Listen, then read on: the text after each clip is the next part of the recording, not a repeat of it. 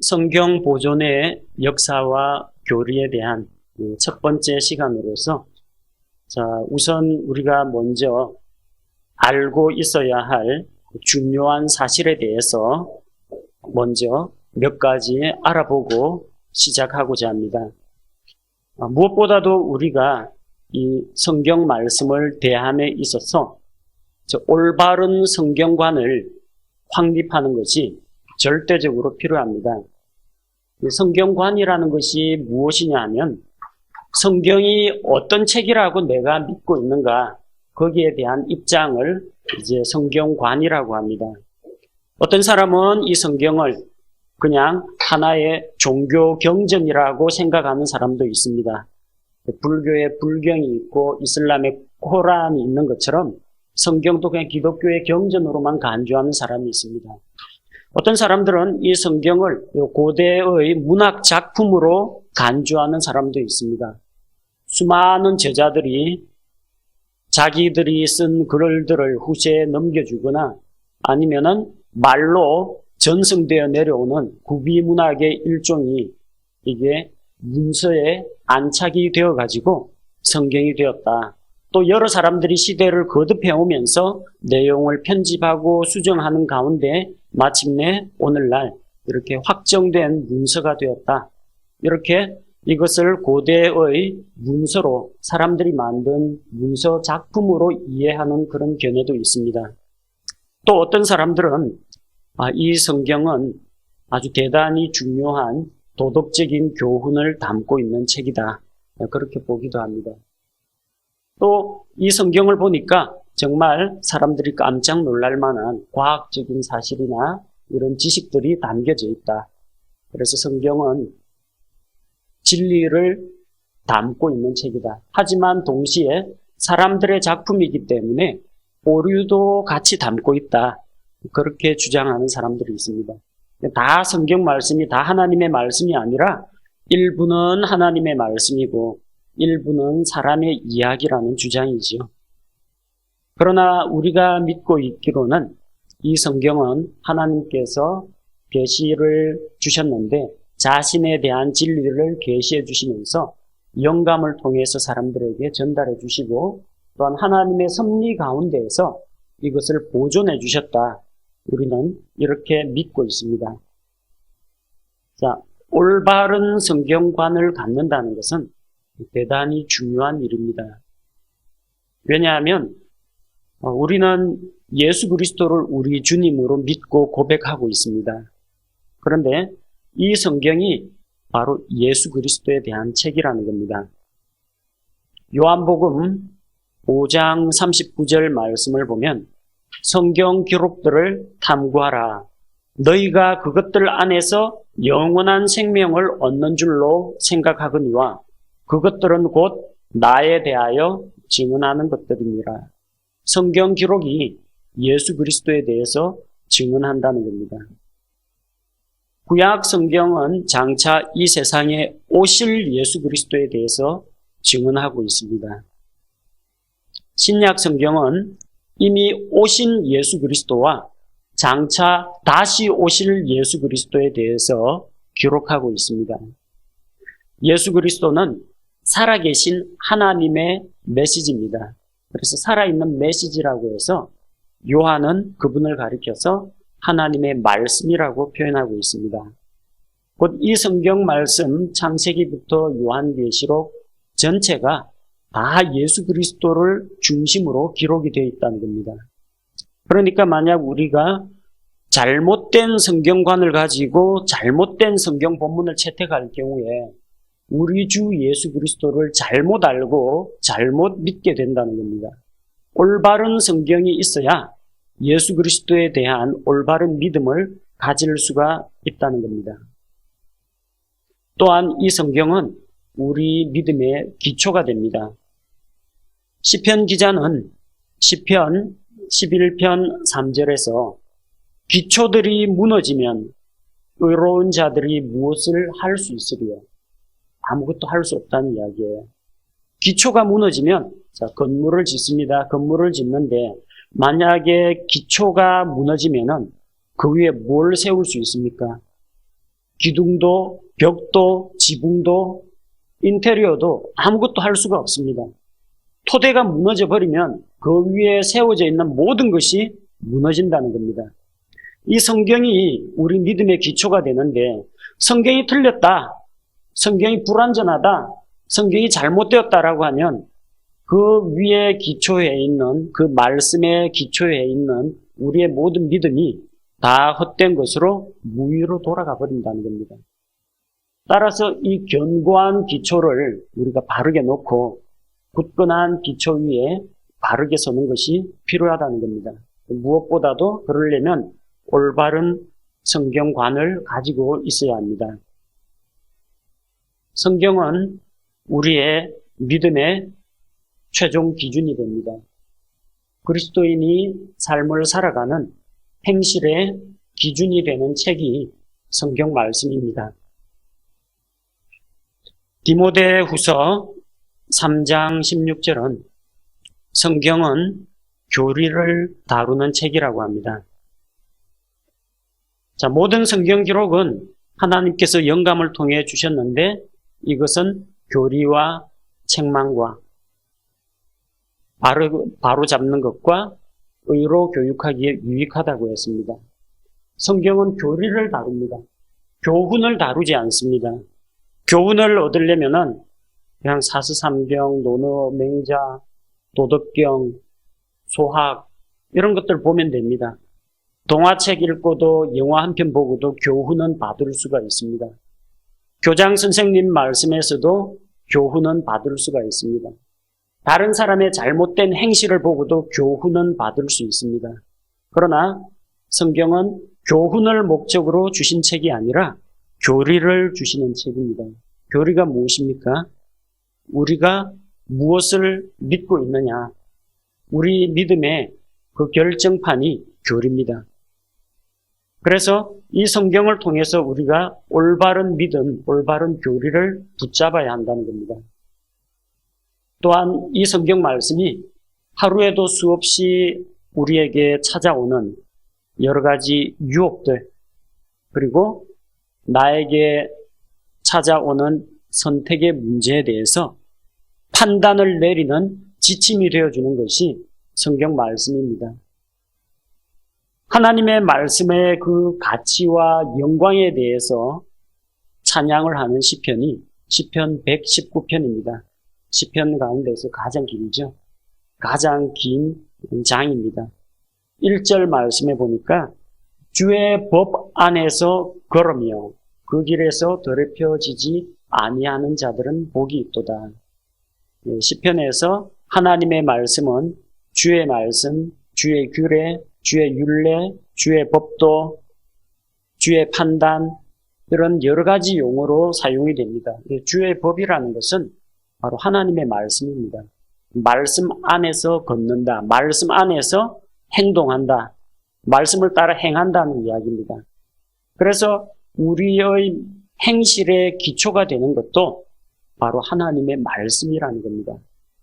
얼마만큼 우리에게 성경이 중요하고 이 성경을 어떤 책으로 받아들이느냐, 이게 우리 신앙에 있어서 대단히 중요한 요소입니다. 그럼 바른 성경과는 무엇입니까? 첫째로 성경은 순수한 하나님의 말씀이라는 것을 우리가 믿어야 합니다. 시편 119편 140절 말씀을 보면 주의 말씀은 심히 순수함으로 주의 종이 그것을 사랑하나이다. 이렇게 기록하고 있습니다. 주의 말씀이 순수하다고 했습니다. 순수하다는 것은 더러운 것이나 때나 오염이나 이런 것이 전혀 없는 완전하고 흠이 없다는 것을 말합니다. 어떤 이들은 성경에 오류가 있다, 잘못이 있다, 역사적으로 과학적으로 문제가 있다. 그러나 하나님께서 어떤 말씀을 하시면 그게 수학이든 물리학이든 윤리 아니면은 천체에 대한 것, 생물에 대한 것, 무엇에 대해서 하나님께서 말씀하시더라도 그것은 진리라는 겁니다. 성경 안에 기록되어 있는 모든 것들은 진리입니다. 순수한 말씀이기 때문입니다. 거짓이나 불이나 오염되거나 변질된 내용이 전혀 없다는 겁니다. 그래서 우리가 이것을 믿고 신뢰할 수가 있고 베드로전서 2장 2절 말씀과 같이 갓 태어난 아기들로서 말씀의 순수한 젖을 사모하라. 순수한 말씀. 우리가 그대로 있는 그대로 받아들이고 섭취하더라도 전혀 문제가 되지 않는 순수한 말씀이라는 겁니다. 자, 두 번째, 우리는 성경은 하나님께서 영감으로 주신 말씀이라는 것을 믿습니다. 디모데후서 3장 16절에서 모든 성경 기록은 하나님의 영감으로 주신 것이라고 했습니다. 자, 모든 성경 기록이 그렇다는 겁니다. 복음서만 영감으로 기록된 것이 아닙니다. 창세기만 영감으로 기록된 것이 아닙니다. 창세기부터 요한계시록까지 신구약 성경 66권 모두가 하나님께서 영감으로 주신 말씀입니다. 또 이 말씀 안에 들어있는 한 단어 한 단어를 하나님께서 영감으로 주셨다는 겁니다. 저자들에게 어떤 참신한 아이디어를 주시고 알아서 기록해라 내맡기신 것이 아니라 하나님께서 친히 한 단어 한 단어를 주셨다는 겁니다. 그래서 우리는 이 성경에 나오는 단어 하나하나에 하나님의 숨결이 살아있다고 믿습니다. 이걸 가리켜서 우리는 축자 영감설이라고 합니다. 한 글자 한 글자가 모두 다 주의 진리의 말씀이라는 겁니다. 또 우리는 하나님께서 이 진리를 그 당시에 살던 그 시대 사람들에게 뿐만 아니라 다른 지역에 사는 사람들 또한 그 다음 세대, 다가오는 모든 세대에 자신의 진리를 계시해 주셨다라는 것을 믿습니다. 그렇게 되기 위해서는 반드시 이 성경 말씀이 변질됨이 없이 또 훼손됨이 없이 그대로 다음 세대에 전수되는 것이 필요합니다. 따라서 우리는 하나님께서 자신의 진리를 보존해 주셔서 섭리로 보존해 주셔서 후대까지 전달해 주신다는 것을 믿습니다. 시편 12편 7절 말씀에 의하면 오 주여 주께서 그것들을 지키시며 주께서 그것들을 이 세대로부터 영원히 보존하시리이다. 그것들이라는 것은 그 앞에 나오는 흑도간 위에 7번 단련한 은과 같이 순수한 주의 말씀을 말합니다. 주께서 그 순수한 말씀들을 이 세대로부터 영원히 보존하신다고 했습니다. 시편 기자가 그 글을 쓴 그때부터 시작해서 지금까지도 하나님이 그 말씀을 보존하셨고 그래서 우리가 지금 시편 기자가 쓴 내용들, 모세가 쓴 내용들, 에스라가 쓴 내용들을 우리 손에 기록된 성경 말씀으로 가지고 있는 것입니다. 자, 이 하나님께서 자신의 말씀을 영감으로 주시고 섭리로 보존하셨고 따라서 이 하나님의 말씀을 우리 믿음과 행실의 표준으로 삼는 것을 가리켜서 근본주의 신앙이라고 합니다. 이게 근본주의 신앙이라고 합니다. 근데 많은 사람들이 근본주의 하면은 근본주의는 고지식하고 뭐 교조주의적이고 공격적이라고 하는데 그 잘못된 생각입니다. 우리 신앙의 우리 토대가 되는 것은 근본주의입니다. 근데 왜 자꾸 근본주의가 욕을 먹느냐? 이슬람 과격파를 가리켜서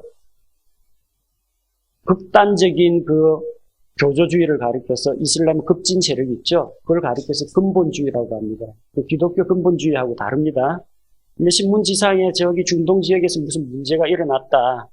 파키스탄이나 인도나 이런 데서 무슨 종교 분쟁이 일어나가지고 이슬람하고 기독교하고 이슬람하고 뭐 힌두교나 타종교하고 이 전쟁이 일어났다 하면은 이슬람 근본주의 과격파 소행이다 이렇게 나옵니다. 그러다 보니까 근본주의가 아주 공격적이고 어떤 교리나 율법에 매여가지고 경직되어 있는 그런 쪽으로 이해를 하는데 기독교의 근본주의는 그게 아닙니다. 기독교의 근본주의는 성경은 하나님의 말씀이다. 따라서 성경은 오류가 없다. 그리고 우리는 이 성경이 하라고 하면은 하고 하지 말라고 하면 안 하고 성경 말씀을 그대로 따라가겠다. 이 단순한 게 근본주의입니다. 하나님의 말씀을 있는 그대로 믿고 받아들이고 따라가는 것이 근본주의 신앙이라는 겁니다. 근데 이 근본주의 신앙 가운데에서 점차 이 균열이 일어나고 변질이 시작됩니다. 자, 해롤드 린셀이라는 사람이 쓴 이 성경 전쟁이라는 책자가 있는데 이 책을 통해서 저자는 이 복음적인 근본주의 신학교에서 성경관이 바뀌고 있다라는 것을 경고하고 있습니다. 수많은 근본주의 신학교에서 점차 성경관이 흔들린다는 거예요. 성경은 사람의 작품이라 불완전하다. 후대 사람들이 편집했을 것이다. 그리고 성경은 하나님의 말씀도 담고 있고 오류도 담고 있다. 이런 사상들이 들어오기 시작했다는 겁니다. 누구를 통해서? 이 자유주의 신학자들을 통해서. 그래서 그들은 성경에 대해서 의문을 제기합니다. 성경에 대해서 하나님의 말씀으로 있는 그대로 받아들이기보다는 성경을 다루는 하나의 학문을 만들고 성경에 대해서 논쟁을 하기 시작했습니다. 자, 이 사람들의 불러일으키는 논쟁은 성경은 하나님께서 영감으로 주신 그런 말씀이 아니라 그냥 일반적인 문서하고 똑같다는 겁니다. 옛날 고대 호머의 일리아드, 오디세이 이런 것과 같은 하나의 역사적인 문서, 문학 작품이라는 겁니다. 또 성경은 베스트셀러 작품이지 이것이 어떤 초자연적인 권위를 가지고 있는 하나님의 말씀은 아니라는 그런 사상이 들어오기 시작했습니다. 그래서 이 사람이 성경 전쟁이라는 그런 책을 썼을 때는 뭔가 어떤 영적인 기류, 이걸 이제 파악을 한 겁니다. 그래서 근본주의 교회들에게 깨어 있으라. 지금 마귀가 틈을 타서 우리의 믿음의 기초를 허물려고 한다. 이걸 경고로 줬는데 수많은 미국의 신학교에서 이 경고를 무시하고 받아들이지 않았습니다. 그 다음에 이제 또 나오는 책이 어떤 책이냐면 근본주의의 개혁이라는 책이 나옵니다. 자, 리포밍 하면 개혁인데 종교 개혁을 했던 것과 같이 뭔가 본질적인 거에 떠나가지고 개혁을 한다는 이야기입니다. 근본주의 그 자체는 개혁을 할 것이 없는데 그 근본주의의 그 뼈대와 골격이 되는 것을 다시 리포밍 한다는 겁니다. 다시 구조를 재형성하겠다는 이야기입니다. 자, 이 내용 역시 퓰러 신학교에서 일어나고 있는 근본주의 신앙이 어떻게 해서 신복음주의로 변질되어 가는지 그 과정을 역사적인 증거 자료를 들이대면서 서술하고 있는 책입니다. 여기에서는 자유주의 신학이 어떻고 근본주의 신학을 이렇게 유지해야 된다 이런 주장을 펴는 게 아니라 정신 똑바로 못 차리면 저렇게 신학교 하나가 통째로 변질되어서 넘어가는 것처럼 우리 근본주의 교회가 지금 심각한 위기를 맞이하고 있다는 것을 지적하는 겁니다. 퓰러 신학교가 처음에는 아주 보수적이고 근본주의적인 그런 신학교였습니다.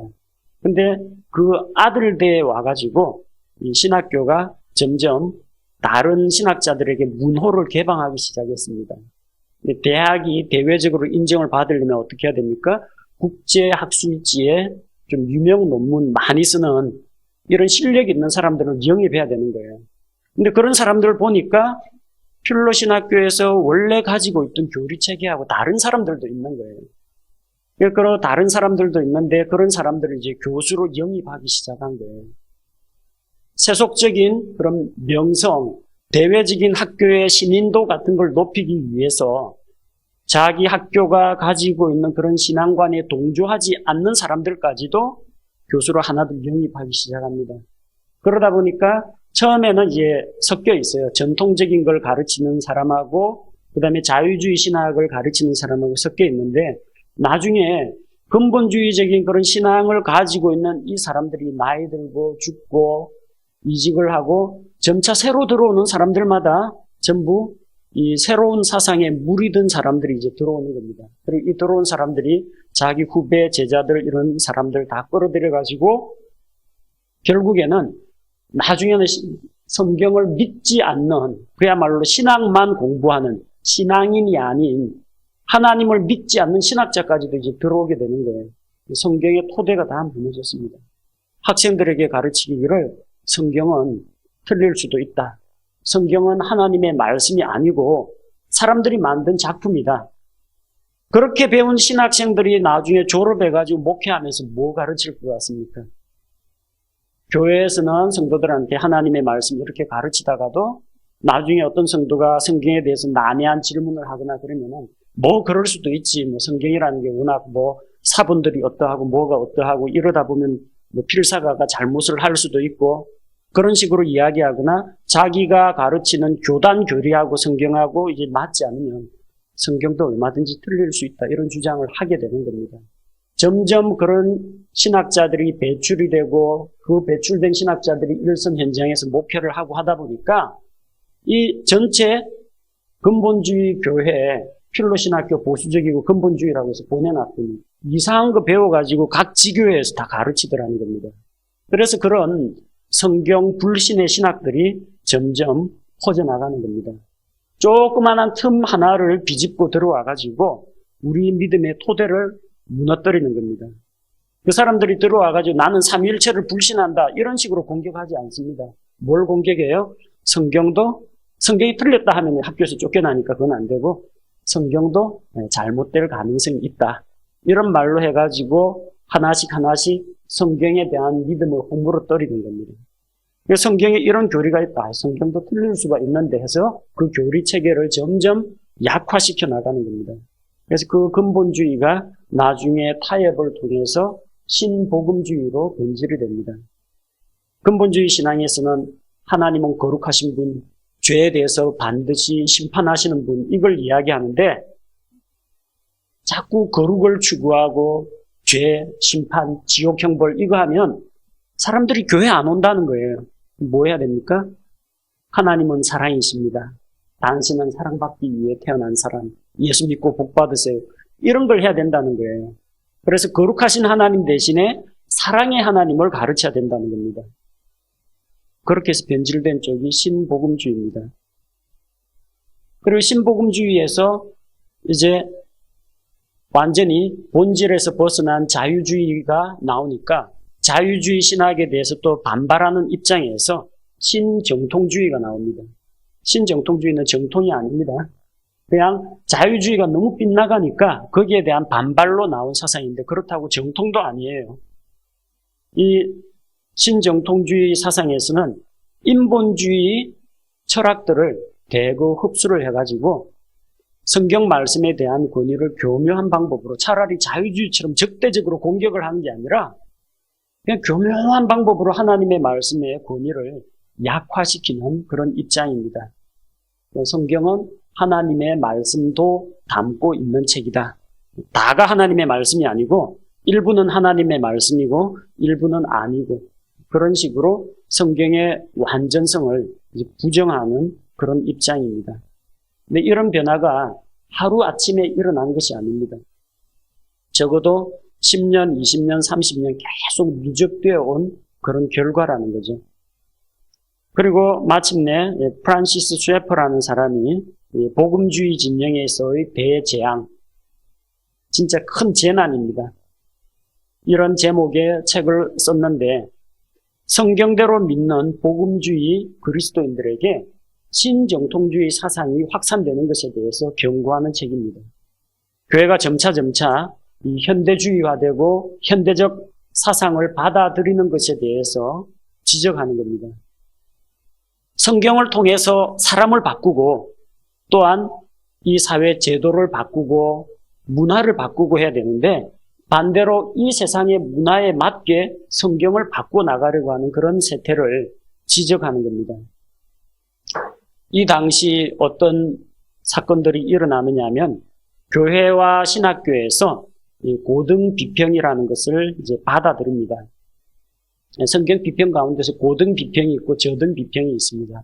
고등은 뭐 높은 거고 저등은 열등한 거고 그런 게 아니라 저등 비평이라는 것은 아주 미시적인 부분에서 나오는 성경 본문에 대한 분석입니다. 이 성경 본문 이 텍스트 자체에 대한 분석을 본문 비평, 저등 비평이라고 하고, 이 고등 비평이라는 것은 성경의 저자, 기록 연대, 기록 목적, 역사적 상황 분석 이런 것을 연구하는 분야를 고등 비평이라고 합니다.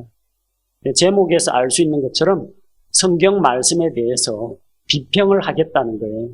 그 자체가 벌써 하나님께 대한 반역이라고 보시면 됩니다.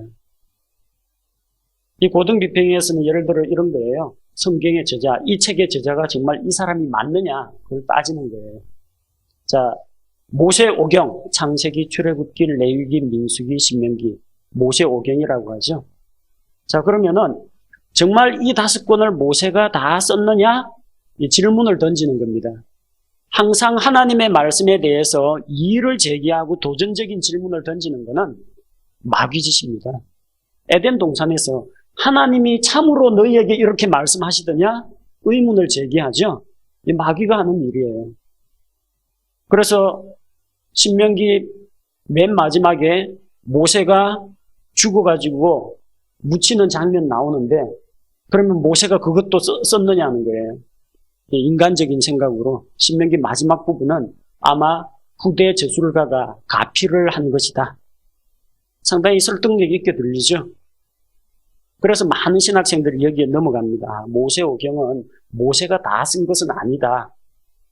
그거를 인정하는 순간 하나님께서 영감을 통해 주신 말씀이라는 전제가 다 깨어집니다. 하나님께서 앞쪽에 신명기 앞쪽 부분까지는 영감으로 주셨고, 뒤에는 후대 사가들이나 모세의 후계자들이 뒤쪽에다 가피를 해서 사람이 만든 작품이구나. 하나님의 말씀도 있고 사람의 말씀도 섞여 있구나. 이렇게 넘어가는 거예요. 그러면 하나님께서 해, 달, 별 만드시고 동식물 만드시고 아담 만들 때 모세가 그거 보고 있었습니까? 안 봤는데 모세가 어떻게 기록했어요? 영감을 통해 주시면 기록할 수가 있다는 겁니다. 모세가 그 신명기 후반부 하나님께서 주시면 얼마든지 기록할 수 있습니다. 사도 요한이 지구 종말, 이 세상 마지막 때를 보았습니까? 적그리스도 나오는 걸 자기가 그 가서 오래오래 살아가서 봤습니까? 계시를 통해서 보여주시니까 적을 수 있는 겁니다. 마찬가지로 신명기 문제는 하나님께서 자기의 진리를 계시하신다, 영감으로 말씀을 주신다, 전혀 문제가 되지 않는데, 바로 하나님께서 영감으로 주신다라는 이것을 부정하게 되니까 여러 가지 성경은 사람의 작품이라는 이런 이야기가 나오게 되는 거죠. 기록연대 마찬가지입니다. 자, 이 성경책의 기록연대가 더 앞서 있느냐, 더 뒤로 미뤄져 있느냐, 사람들은 이걸 가지고 고고하게다가 이제 끼워 맞추려고 하는 거예요. 고대 이집트 왕국의 역사가 BC 3000년 이집트 고왕국이 있었는데, 그러면 모세가 이집트에서 탈출하려면 이때가 돼야 하는데, 그래가 뭐 제기하는 거예요? 역사가 안 맞는다는 거예요. 성경 기록 연대하고 고고학 자료하고 안 맞는다는 거예요. 그건 뭘 말해요? 성경이 종교 경전으로서의 가치는 있는데 역사적 사실에 대해서는 오류가 있다. 하나님의 말씀도 틀릴 수 있다라는 고거 이야기가 하고 싶은 거예요. 그렇게 하면 하나님의 말씀이 틀릴 수도 있구나 하면은 절대 진리라는 그 전제가 무너지고 하나님이 진실하신 분이다라는 신앙도 무너지는 겁니다. 단순히 역사 문제 하나 가지고 시비 거는 게 아닙니다. 성경의 완전성을 깨뜨리기 위해서 이야기하는 겁니다. 자, 점차 이런 교회가 신정통주의 사상을 수용하고 실존주의 철학 방법론을 수용하고 자유주의 신학을 받아들이는 것에 대해서 이제 얼마 지나지 않으면 이 복음주의 진영이 그냥 무너지겠구나. 거기에 대해서 우려하면서 쓴 책이 이 책입니다. 신정통주의 사상에서 교묘한 방법으로 성경은 하나님의 말씀도 담고 있다. 성경 그 자체가 하나님의 말씀이다. 그렇게 하지 않고 성경은 하나님의 말씀을 포함하고 있는 책이다. 따라서 성경에는 사람들의 오류가 담겨 있는 그런 글들도 있다. 자, 이런 주장들이 나타나게 되는 겁니다. 우리나라에서는 1990년대 후반에 성경 논쟁이 일어났습니다. 어느 것이 진짜 하나님의 말씀인가? 1998년, 99년 그 즈음에 성경에 대한 것이 대단히 큰 이슈가 되었습니다. 그런데 미국에서는 우리보다 한참 먼저 성경 논쟁이 일어났습니다. 성경 번역본들이 여러 번역본들이 나오고 그 번역본들이 기초하고 있는 성경 사본들이 또 여러 가지가 있습니다. 신약 성경 사본만 하더라도 약 5,000개 정도가 되는데 그럼 그 가운데 어느 게 하나님의 말씀이냐는 겁니다. 이런 성경 이슈에 대해서 전통적인 본문을 고수하는 쪽하고 그다음 하나님께서 자신의 말씀을 보존하지 못하기 때문에 신학자들이 고고학 자료를 수집해가지고 성경 말씀을 복원해야 된다라는 그런 자유주의적인 그런 입장을 가진 사람들이 있습니다. 자, 그 사람들이 만든 그런 성경과 하나님께서 보존하신 성경 말씀 이 사이에서 이제 논쟁이 벌어집니다. 그 논쟁에서 다루고 있는 중요한 큰 이슈가 4가지입니다. 첫째는 성경의 권위 문제입니다. 누가 저자인가 하는 것입니다. 근본주의 진영에서는 성경은 하나님께서 영감으로 주셨다. 하나님께서 영감으로 주셨기 때문에 성경을 기록한 사람은 사람이지만 성경 기록자는 사람이지만 성경의 원저자는 하나님이시라는 겁니다. 하지만 자유주의 진영에서는 하나님께서 영감으로 주시긴 했다. 그러나 최초로 영감을 주신 그 자필 원본은 지금 존재하지 않는다. 원본이 없다. 그리고 사본을 만들었는데 원본에서 사본 뺏겨 쓰다 보면은 여러 가지 실수나 오탈자나 혹은 필사가들이 자기 생각을 집어넣거나 해서 아마도 여러 가지로 변형이 일어났을 것이다. 따라서 현재의 성경은 하나님의 영감이 그대로 살아있는 말씀이 아니라 사람들이 편집해서 만든 작품이라는 겁니다. 그러면은 성경의 권위는 누가 되느냐? 하나님이냐? 사람이냐는 겁니다. 자기들이 신학자들이 성경을 복원해가지고 성경을 만들어내겠다라는 사람이 있습니다. 그러면은 무엇이 하나님의 말씀인지 아닌지 판단하는 주체는 신학자들이 됩니다. 자기들이 말씀 위에 올라서려고 하는 겁니다. 성경의 권위에 대해서 하나님의 권위를 인정하느냐 아니면 신학자들의 권위를 인정하느냐 누가 권위자인가 이게 성경 이슈 가운데 중요한 부분입니다. 자, 두 번째는 성경 본문을 무엇을 사용하느냐 하는 것입니다.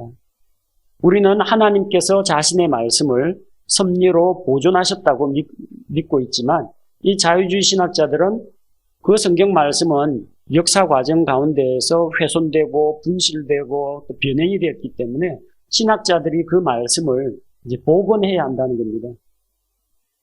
근데 뭐 복원할 수 있겠습니까? 원본이 있어야 복원을 하죠. 자기들이 과거에 그 성경 말씀이 어느 게 진짜인지 사람이 어떻게 알 수가 있겠어요? 그 판정은 자기들이 내리는 겁니다. 우리 근본주의 진영에서는 하나님께서는 자신의 말씀을 구약 성경은 유대인들에게 맡기셨다. 로마서 3장 2절 말씀과 같이 유대인들이 성경 말씀을 맡아가지고 유대인 서기관들을 통해서 전통 마소라 본문을 통해서 이 성경 말씀이 흠없이 보존되어 내려오고 있다고 믿습니다. 또한 신약 성경은 신약 교회를 통해서 하나님의 성령을 받은 이 신약 교회의 거듭난 성도들을 통해서 자신의 성경 본문을 보존하셨는데 이것이 수용 본문, 다수 본문, 종교개혁 본문, 전통 본문이라고 불리는 우리가 사용하고 있는 본문입니다. 반대로 이 자유주의 진영에서는 자기들이 발굴하고 연구한 결과 이것이 하나님의 말씀이다라고 자기들이 정해놓은 책들이 있습니다.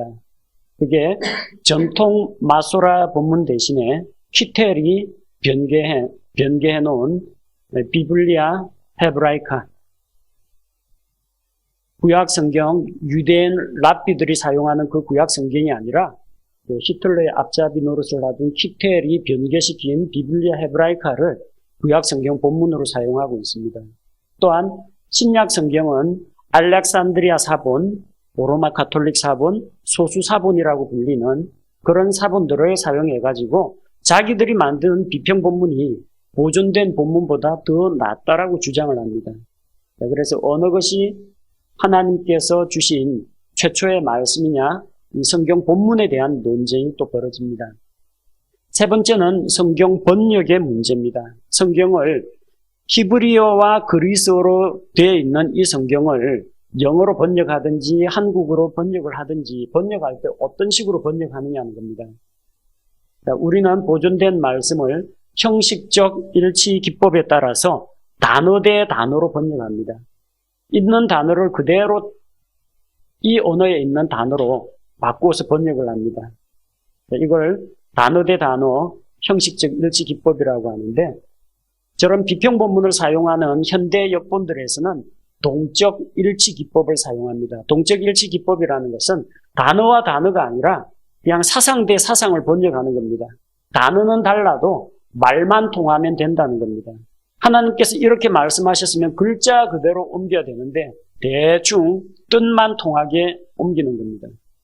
예를 들어서 하나님께서 선악을 알게 하는 나무라고 하면 그대로 옮겨야 되는데 선악을 알게 하는 나무가 어디에 있더라? 동산 중앙에 있지. 동산 중앙에 있는 나무, 이런 식으로 자기 마음대로 대충 의미만 통하게. 근데 동산 중앙에는 나무가 두 그루가 있죠. 거기에는 생명나무도 있습니다. 그러니까 선악을 알게 하는 나무하고 정확하게 옮겨야지, 그걸 그냥 의역을 해서 동산 중앙에 있는 나무 의미만 통하면 되지 않느냐, 그런 식으로 번역하는 게 잘못이라는 겁니다. 하나님께서 말씀하신 단어를 번역하지 않고 하나님께서 말씀하신 단어가 무엇을 의미한다고 내가 생각하는지 거기에 따라서 번역하는 것이 잘못이라는 겁니다. 자, 우리가 가지고 있는 이 킹 제임스 성경은 원문에 있는 그 단어를 그대로 성경 번역자들이 영어 단어로 번역하는 겁니다. 그리고 이 한글판도 영어 그 단어를 우리말에 있는 단어와 대응이 되도록 번역을 한 것입니다. 그래서 읽기에는 조금 거북한 그런 대목도 있겠지만 하나님의 말씀이, 단어가 하나라도 빠짐없이 들어가도록 번역을 한 것입니다. 네 번째는 왜 성경을 발간하느냐 하는 겁니다. 우리는 사람을 구원하기 위해서, 사람을 구원하고 우리의 삶을 바꾸어 놓을 수 있는 그런 성경을 보급하려고 하지만 현대 역본들은 돈을 많이 벌게 해주는 성경을 보급합니다. 사람들 입맛에 맞추기 위해서 표지 디자인을 화려하게 하고 본문 안에 다양한 색상을 집어넣고 연령별로 여성을 위한 성경, 어린아이를 위한 성경, 이런 식으로 연령대별로 성경 말씀이 다 달라요. 어린아이라고 이 성경 못 읽습니까? 한글 알면 다 알 수가 있는데 그걸 성경을 하나의 이야기, 동화, 소설로 바꿔놓는다는 거죠. 그렇게 해서 다양한 층에다가 소구를 할 수 있으니까 성경이 많이 팔린다는 겁니다. 혹은 메시지 바이블과 같이 사람들이 그냥 재밌게 이야기식으로 읽기 쉬운 그런 의역을 해버린 그런 성경들, 그래서 성경 본문에 있는 중요한 교리나 단어는 다 사라져버리고 그냥 이야기 줄거리 정도만 관심이 남는 그런 성경들도 나오고 있습니다. 그래서 우리가 이런 성경 논쟁에서 다루고 있는 이런 이슈들이 무엇인지도 이번 학기를 통해 가지고 좀 배워봤으면 합니다. 이런 성경 논쟁에 대해서 이야기하면은 사람들 반응이 크게 네 가지가 나옵니다. 첫째는 무지와 무관심, 아무 생각이 없습니다. 성경, 당신이 가지고 있는 이 성경과 이 성경이 다릅니다. 그게 어쨌다는 거냐? 그건 뭐 중요한 문제냐? 이럴 수도 있고 저럴 수도 있고, 영어 번역본만 하더라도 300 몇 가지가 나오는데 뭐 그럴 수도 있지. 아이고 뭐 성경이 좀 틀려도 우리 목사님 말씀만 잘 들으면 된다, 그런 사람들도 있습니다. 성경이 본문이 다르면 어떠하냐? 우리가 그리스도 안에서 다 형제 아니냐? 그냥 서로 사랑하자. 그러면서 얼버무리는 사람들도 있습니다. 성경 논쟁이 얼마나 중요한지 알지 못하는 사람들입니다. 두 번째는 적절한 선에서 양보하는 사람들입니다. 다른 성경들도 인정하면서 그런 성경의 불일치가 평화를 깨뜨리지 않기를 그냥 바라는 그런 입장입니다. 그냥 은혜롭게 그냥 처리하자. 성경 가지고 제발 문제를 일으키거나 다른 사람들에게 도전을 하거나 가르치려고 하지 말라. 그냥 좋은 게 좋은 거다. 그런 식으로 서로 상대적인 가치를 인정하고 넘어가자는 그런 입장이 있습니다. 또 반면에 전혀 이 새로 나온 현대 역본들 그리고 변질된 성경에 대해서 전혀 의심이나 경계를 하지 않고 그 안에 담겨있는 현대주의, 자유주의 사상을 그대로 받아들이는 사람들이 있습니다. 많은 신학교에서 NIV가 제일 잘된 번역이다 하니까 그걸 전부 다 따라갑니다. 그리고 각 교회 성경 공부에서도 뭐 NIV가 낫다, 읽기 쉽다, 고어가 없다, 현대식 영어하고 비슷하다 해가지고 그냥 따라가는 겁니다. 그렇게 전적으로 수용해버리는 그런 입장이 있습니다. 반대로 성경 논쟁에 대해서 우리가 공부하고 성경의 역사와 보존하시는 하나님의 섭리를 알게 되면은 믿음 위에 굳게 서서 하나님의 말씀에 대한 확신을 가지고 우리가 원래 가져야 하는 전통적인 근본주의 신앙을 고수하고자 하는 입장이 있습니다. 우리는 이 성경 이슈의 본질을 잘 이해하고 또 다음 세대를 바르게 가르칠 수 있도록 우리가 먼저 말씀에 대한 확신 가운데에서 굳게 서야 하겠습니다.